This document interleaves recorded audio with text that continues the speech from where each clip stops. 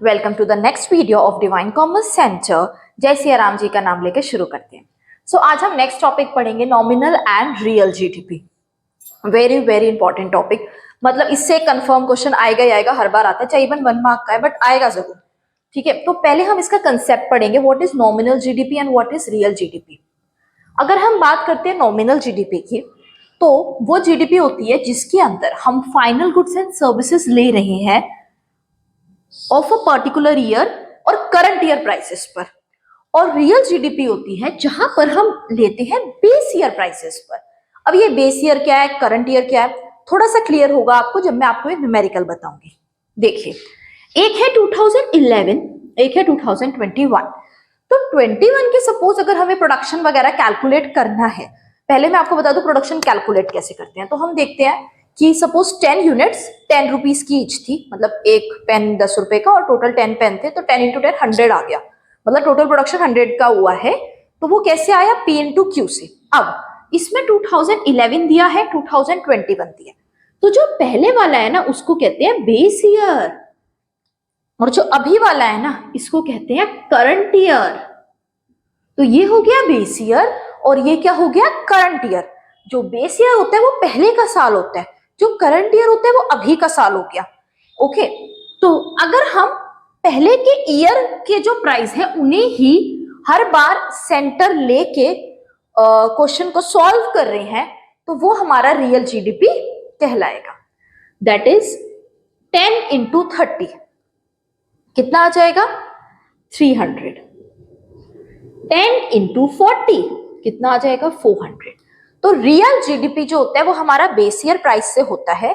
Suppose हमारा base year मतलब पहले का साल, जिसको हम आज के लिए बेस लेके कैलकुलेट कर रहे हैं कि प्रोडक्शन कितना हुआ होगा।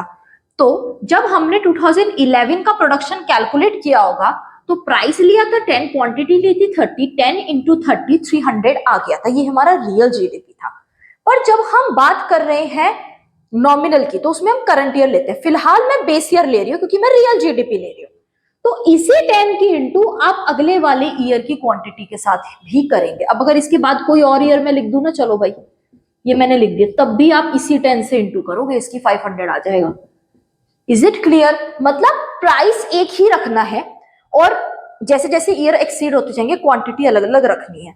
बेस ईयर एक ही रहेगा। बेस ईयर मतलब होता है कि एक पर्टिकुलर ईयर जिसको हमने मान लिया कि जी ये हमारा बेस ईयर है, मतलब इसको हम एक बेसलाइन लेके उसी के अकॉर्डिंग हम क्वांटिटी के साथ मल्टीप्लाई करके कैलकुलेट कर रहे हैं रियल जीडीपी। ओके, अब आते हैं नॉमिनल। तो नॉमिनल जीडीपी जो होता है वो करंट ईयर से होता है। तो 10 की इंटू 30 से कर दी 300, राइट।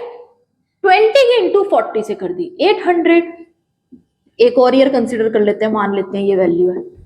तो जब अगर हम रियल निकालेंगे तो 10 से ही इंटू होगी क्योंकि वो हमारा बेस ईयर है।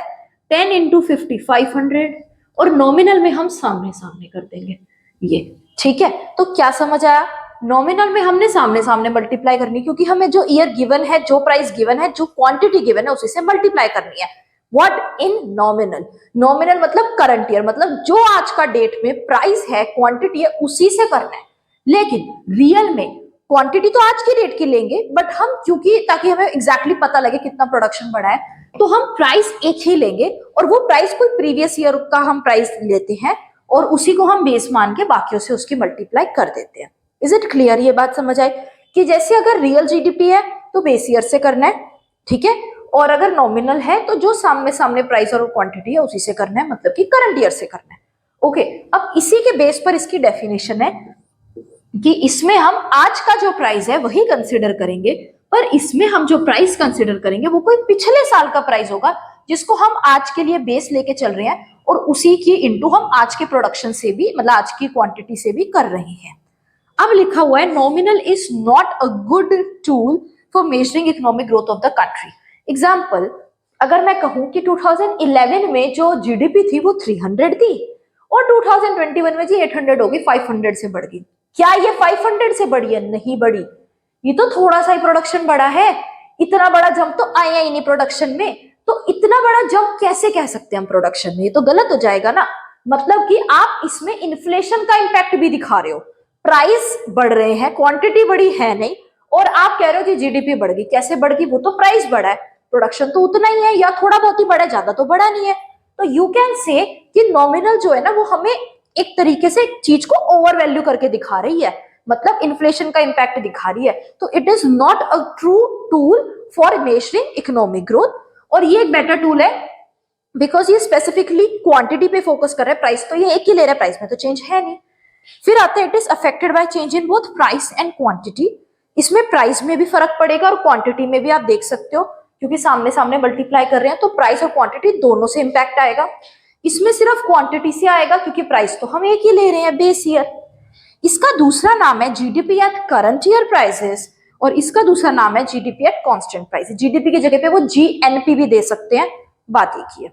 ओके, तो इतना क्लियर हुआ। नॉमिनल जो होती है वो आप बेस ईयर के प्राइसेस पर, सॉरी करंट ईयर के प्राइसेस पर कंसिडर करते हैं, वेयर एज रियल जीडीपी आप बेस ईयर के प्राइसेस पर कंसिडर करते हैं। अब ये एक तो इस टाइप का क्वेश्चन आता है, मतलब जिसमें कि वो आपको ईयर दे देंगे, प्राइस दे देंगे, क्वांटिटी दे देंगे, और आपको कैलकुलेट करनी पड़ेगी कि रियल कितनी है, नॉमिनल कितनी है, या उनमें परसेंटेज चेंज कितना है। ओके, और एक इस टाइप के क्वेश्चन आते हैं जिसमें कि आपको रियल दे देंगे तो नॉमिनल कैलकुलेट करना है, नॉमिनल दे देंगे तो रियल कैलकुलेट करना है। तो इस टाइप के क्वेश्चन आते हैं। पहले मैं एक काम करती हूँ, क्योंकि हमने ये टॉपिक इतना तो पढ़ ही लिया है, मैं आपको इसका परसेंटेज चेंज बता देती हूँ। जैसे कि अगर मैं पूछूं सी की percentage change in real GDP is equal to change upon previous year into 100, तो कितने का डिफरेंस है? बताइए बताइए कितने का डिफरेंस है इसमें? 100 का। और प्रीवियस ईयर कितना हो गया? 300 इंटू 100। इसको थोड़ा सा सॉल्व करेंगे, आंसर आया 33.3%, राइट। ये आ गया percentage change in the real GDP. अब लिखेंगे परसेंटेज चेंज इन नॉमिनल जीडीपी, मतलब नॉमिनल जीडीपी में कितने का डिफरेंस है? बताइए कितने का डिफरेंस है? Change upon previous year into 100। Change आ रहा है 500 अपॉन 300 इंटू 100। ओके, इसको सॉल्व कर लेते हैं। 500 अपॉन 3, ये आ जाएगा 166.67%। ओके, इज इट क्लियर यहाँ तक? तो हमने इसमें क्या करा, हमने इसमें 500 अपॉन 3 आ रहा था, इसको इससे डिवाइड कर दिया, तो percentage change in the nominal GDP आ गया 166.67%। अब नेक्स्ट है आपका ये formula, GDP deflator is equal to nominal GDP upon real GDP into 100। ये डायरेक्ट आता है। जीडीपी डिफ्लेटर का मतलब प्राइस इंडेक्स होता है, मतलब हम ये बेसिकली देख रहे हैं कि प्रीवियस ईयर में कितने प्राइस थे, अभी कितने, और उनमें कितने का डिफरेंस है। तो नॉमिनल जीडीपी 400 है, रियल जीडीपी आपका हो गया, लेट अस अज्यूम कि ये 200 है। हमें कैलकुलेट करना है जीडीपी डिफ्लेटर। बताइए कैसे कैलकुलेट होगा जीडीपी डिफ्लेटर? तो फॉर्मूला होगा nominal upon real into 100, 400 upon 200 into 100। Answer क्या आएगा इसमें? 200। ये हमारा क्या आ गया? GDP deflator. नेक्स्ट आपका जो एक क्वेश्चन है बहुत इंपॉर्टेंट, वो है कन्वर्जन वाले, जिसमें कि हमें कन्वर्ट करना पड़ता है real to nominal and nominal to real. ठीक है, मैं कैसे कन्वर्ट होगा या नॉमिनल टू रियल में कैसे कन्वर्ट होगा? तो इसको कन्वर्ट करने के लिए सबसे पहले आप एक ये बेसिक फॉर्मूला याद कर लीजिएगा, that is real GDP is equal to nominal GDP upon price index into 100।